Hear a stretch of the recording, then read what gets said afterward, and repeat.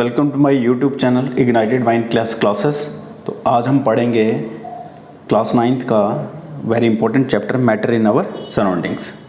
देखिए यहाँ पे मैंने कल पढ़ाया था आपको कि लिक्विड जो है सॉलिड में चेंज हो जाता है, सॉलिड लिक्विड में हो जाता है, उसके बाद फिर लिक्विड गैसेस में भी हो जाता है और गैसेस जो है लिक्विड में स्टेट में भी हो जाता है। तो देखिए, लेकिन आज का जो हमारा टॉपिक है वो है किसके रिगार्डिंग कि ये एक मैटर दूसरे में चेंज हो जाता है, लेकिन क्या डायरेक्टली एक स्टेज को अवॉइड करके, जैसे सपोज कीजिए मैं बोलता हूँ सॉलिड जो है वो गैसेस में कैसे कन्वर्ट होगा, यानी कैसे चेंज होगा। तो कोई ऐसा मतलब हम कह सकते हैं कि फिनोमेना जिससे कि डायरेक्टली सॉलिड गैसेस में हो जाए और गैसेस वाइस वर्सा उसमें हो जाए, ठीक है, किसमें, सॉलिड में। देखिए हमने पढ़ा है कि सब्सटेंसेस हमारे इर्द गिर्द जो हैं वो सॉलिड टू लिक्विड में चेंज होते हैं और लिक्विड टू गैस में अगर हम हीट अप्लाई करेंगे। बट वो केसेस जिसमें कि डायरेक्टली सॉलिड गैसेस स्टेट में जाता है और गैसेस सॉलिड में जाती है और बिना लिक्विड स्टेट आती है, ठीक है, कोई लिक्विड स्टेट नहीं आती और ये सॉलिड टू गैस और गैस टू सॉलिड जो है बहुत मतलब कि कन्वर्ट होती है और इसमें लिक्विड स्टेट कोई नहीं आएगी। तो इसमें हमें एक्टिविटी परफॉर्म करेगी तब जाके आपको समझ आएगा। देखिए आपने कुछ कपूर लेना है जिसको हम कैम्फर बोलते हैं, उसको क्रश करना है, ठीक है, पीस के उसको डालना है चाइना डिश में। ये एक्टिविटी नंबर 1.13 में देख रहे हैं फिगर, ये देखिए ये सारे। तो यहाँ पर आपको दिया गया है उल्टी फनल रखी है इसके ऊपर, क्या रखी है, उल्टी फनल रखी है किसके ऊपर, चाइना डिश, ये चाइना डिश, ठीक है, और इसमें क्या डाला हुआ, कैम्फर, ठीक है, और इसके वेपर्स देखिए ये, ठीक है, और इन्वर्टेड फनल ये है। अब आपने कॉटन प्लग जो है उसकी स्टैम्प पे रखना है, फनल की स्टैम्प पे, ठीक है, किसके, फनल की स्टैम्प पे। ये है आपका कॉटन और ये कॉटन का प्लग किया है इसको। अब आपने इसको स्लोली हीट करना है बर्नर की हेल्प से जो नीचे लगाया है इसके। और यहाँ से आपको क्या पता चलता है इस एक्टिविटी से, देखिए एक्टिविटी से क्या पता चलता है, एक स्टेट जो है वो सॉलिड से गैस में कन्वर्ट हो रही है बिना लिक्विड स्टेट में कन्वर्ट हुए। इस प्रोसेस को हम क्या बोलेंगे, सब्लिमेशन, जिसमें डायरेक्टली सॉलिड गैस में चेंज हो रहा है। और जो डायरेक्ट गैस जो है वो सॉलिड में चेंज हो रही है, ठीक है, और बिना लिक्विड स्टेट में चेंज हुए, उसको हम बोलते हैं डिपोजिशन। क्या बोलते हैं, डिपोजिशन। समझ आई इसकी। देखिए अब प्रेशर की बात करते हैं, इफेक्ट जो है प्रेशर का। देखिए हमने ऑलरेडी पढ़ा है कि डिफरेंस जो है अलग अलग स्टेट्स में वो किसकी वजह से होता है, जो डिस्टेंस होता है उन पार्टिकल्स के बीच में जो उस मैटर का पार्ट होता है। तो क्या होगा जब हम प्रेशर अप्लाई करेंगे और कंप्रेस करेंगे गैस को, ठीक है, जो कि सिलेंडर में पड़ी हुई है। देखिए यहाँ पर सिलेंडर दिए हैं 3। तो देखिए क्या पार्टिकल्स क्लोजर आएंगे, क्या आप सोचते हैं कि जो इंक्रीज या डिक्रीज करना प्रेशर का वो मैटर की स्टेट को चेंज कर सकता है, ठीक है। देखिए यहाँ पे हमने प्रेशर अप्लाई किया और पार्टिकल्स जो हैं मैटर के उनको क्लोज लाया, ठीक है, ये देखिए। तो देखिए प्रेशर अप्लाई करने पर क्या होता है, अगर हम प्रेशर अप्लाई करते हैं और टेम्परेचर को रिड्यूस करते हैं तो क्या होता है, इससे गैसेस जो हैं वो लिक्विफाई हो जाती हैं। आप जो घर में देखा है सिलेंडर, तो उसमें लिक्विफाई गैस ही होती है, ठीक है। तो आपने क्या कभी सुना है सॉलिड कार्बन डाइऑक्साइड के बारे में। देखिए इसको स्टोर किया जाता है हाई प्रेशर के अंडर। तो सॉलिड CO2 जो होती है वो डायरेक्टली कन्वर्ट हो जाती है किसमें, गैसियस स्टेट में, ठीक है। उसके बाद कैसे होती है, जब आप प्रेशर को डिक्रीज करोगे 1 एटमॉस्फेयर पे बिना कोई लिक्विड स्टेट में चेंज किए हुए, ये सारा प्रोसेस चलता है। तो इसलिए यही रीज़न है कि सॉलिड CO2 जो है वो उसको हम ड्राई आइस बोलते हैं। क्या बोलते हैं, ड्राई आइस। कोई भी इसमें लिक्विड स्टेट नहीं आती है और वो सॉलिड से सीधा किस में कन्वर्ट हो जाती है, यानी किस में कन्वर्ट हो जाती है वो, हाँ, गैसेस में। चलिए आगे। तो हम यहाँ से कह सकते हैं कि जो प्रेशर और टेम्परेचर डिटरमाइन कर सकता है स्टेट सब्सटेंस की, चाहे वो सॉलिड है, लिक्विड है या गैस है। ये नीचे देखिए डायग्राम बनाई हुई है ना, ये देखिए, यहाँ से हमें पता चल रहा है कि जब सॉलिड जो है इसको हम फ्यूज़ करेंगे तो ये लिक्विड में हो जाएगा कन्वर्ट, और लिक्विड जो है ये सॉलिड में तब चेंज होता है जब सॉलिडिफिकेशन होती है, ठीक है। उसके बाद लिक्विड की वेपोराइजेशन होती है जब तो ये गैस में कन्वर्ट हो जाता है, और गैस की जब कंडेंसेशन होती है तो लिक्विड में चेंज हो जाती है। अब यहाँ पे सॉलिड जो है वो डायरेक्टली गैस में कब कन्वर्ट होता है, जब सब्लिमेशन होती है, और गैस कन्वर्ट होती है सॉलिड में कब, डिपोजिशन के प्रोसेस की वजह से। समझ आई? चलिए आगे, ये इंटर कन्वर्जन है तीनों स्टेट्स ऑफ मैटर का। तो चलिए अब हम इवेपोरेशन के बारे में बात करते हैं नेक्स्ट। तो क्या हमें हीट और प्रेशर की ही ज़रूरत पड़ती है स्टेट ऑफ मैटर को चेंज करने के लिए?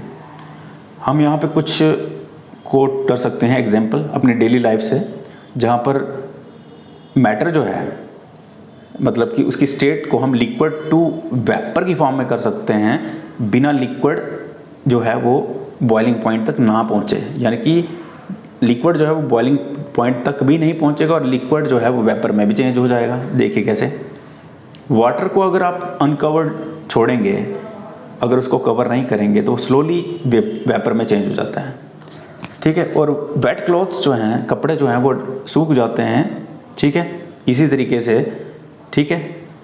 अब इन्होंने पूछा है दोनों केसेस में पानी के साथ क्या हुआ। देखिए हम जानते हैं कि जो पार्टिकल्स जो हैं मैटर के वो हमेशा चलते रहते हैं, मोशन में होते हैं, रेस्ट पे नहीं होते हैं।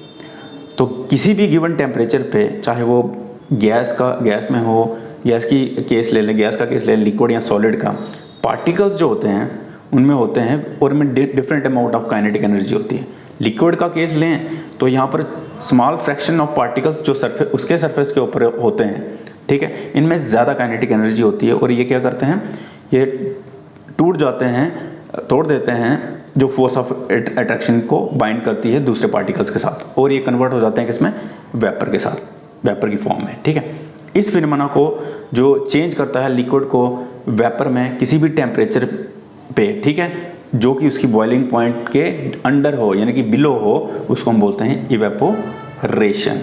फिर से सुनो, इस फिनोमेना को जो चेंज करता है लिक्विड को वेपर्स की फॉर्म में एट एनी टेम्परेचर, मीन्स कि कोई भी टेम्परेचर जो कि इसके बॉइलिंग पॉइंट से लो हो और बिलो हो, उसको हम बोलते हैं इवेपोरेशन।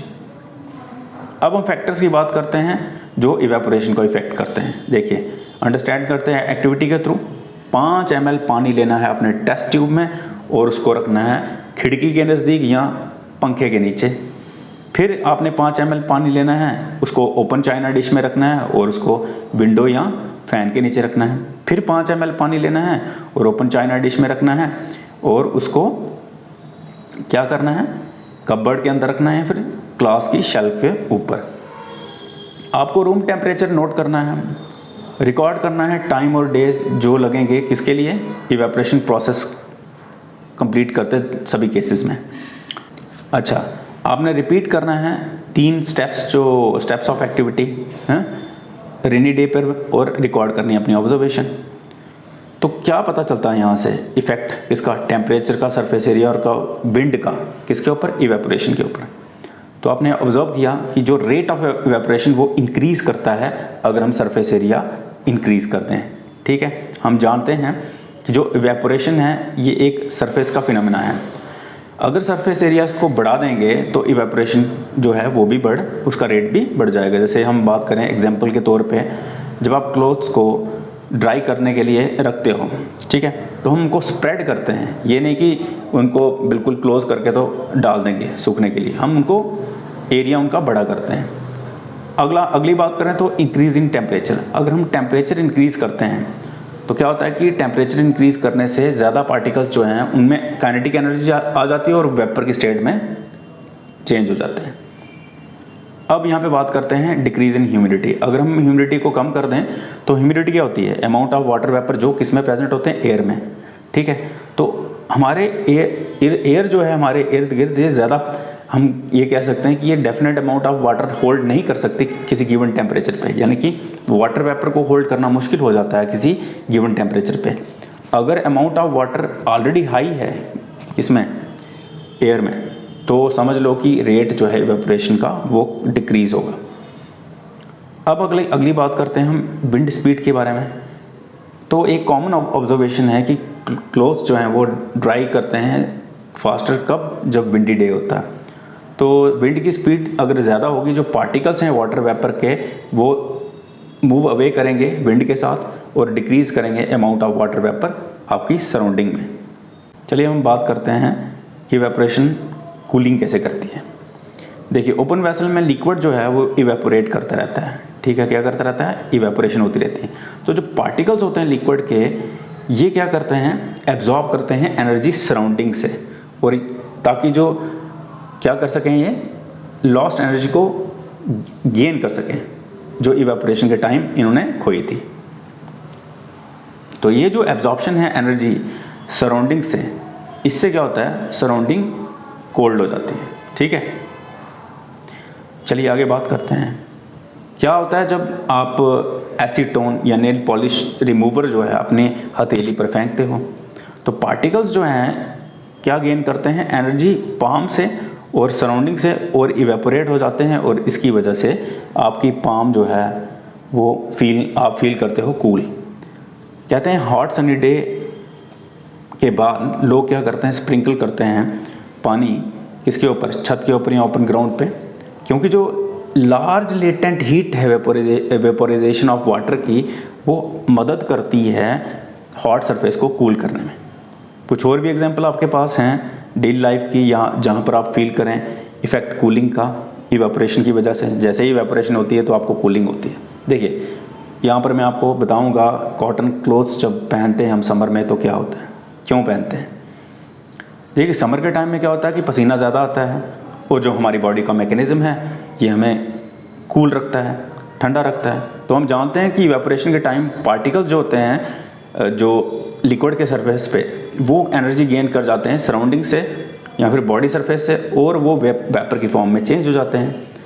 अब देखिए जैसे हम बात करें जो लेटेंट हीट है, जो लेटेंट हीट एनर्जी है वो क्या है, इक्वल होती है किसके लेटेंट हीट ऑफ वेपोराइजेशन के, और ये एब्जॉर्ब की जाती है कहाँ से, बॉडी से, और इस तरह से बॉडी कूल रहती है, ठीक है। तो कॉटन जो है ये एक गुड एब्जॉर्बर है पानी का, और ये हेल्प करता है एब्जॉर्ब करने में स्वेट को, और एक्सपोज करता है इसको एटमॉस्फेयर में, ताकि ये इजीली इवेपोरेट हो सके, ठीक है। अब हम बात करते हैं यहाँ पे हम वाटर ड्रॉपलेट्स क्यों देखते हैं, कैसे आते हैं ग्लास के आउटर सरफेस पे जिसमें आइस कोल्ड वाटर होता है। देखिए तो हम क्या करेंगे, कुछ आइस कोल्ड वाटर लेते हैं टम्बलर में, आप जल्दी क्या देखोगे, कुछ वाटर ड्रॉपलेट्स उसके आउटर सरफेस पे, किसके, टम्बलर के। तो जो वाटर वेपर एयर में प्रेजेंट होते हैं ना, जब वो कांटेक्ट करते हैं कोल्ड ग्लास ऑफ ठंडे पानी वाले ग्लास के साथ, तो वो एनर्जी लूज़ कर जाते हैं, और किस स्टेट में कन्वर्ट हो जाते हैं, लिक्विड में, जिनको हम किसकी फॉर्म में देखते हैं, वाटर ड्रॉपलेट्स की फॉर्म में। तो आज के लिए इतना ही, कल हम न्यू टॉपिक के साथ आपके साथ मिलेंगे। क्वेश्चंस जो हैं वो लास्ट में जब सारे चैप्टर ख़त्म हो जाएंगे तो वन शॉट वीडियो डालेंगे, सारे मतलब कि पूरा चैप्टर वन शॉट में, और क्वेश्चन आंसर सारे कंप्लीट हो जाएंगे आपके। तो कल न्यू टॉपिक के साथ आएंगे, तब तक के लिए धन्यवाद।